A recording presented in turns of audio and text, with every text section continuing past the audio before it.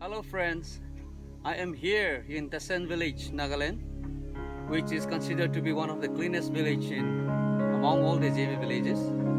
And I'm here in Ringnelo, a village park maintained by the Students Union. And I learned that they are the flower loving people. So I just want to visit, check out thoroughly and show you all as the witness.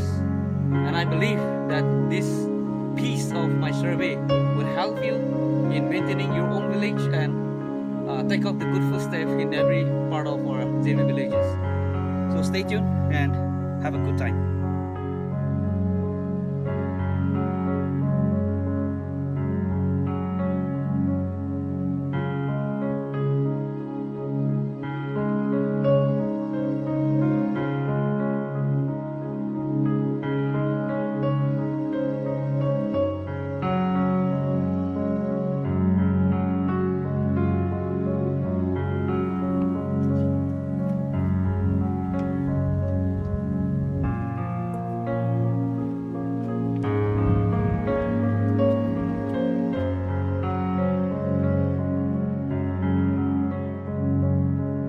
In every household, they have their own greenhouse to grow flowers, and they are really loving and they are very cheering with the flowers.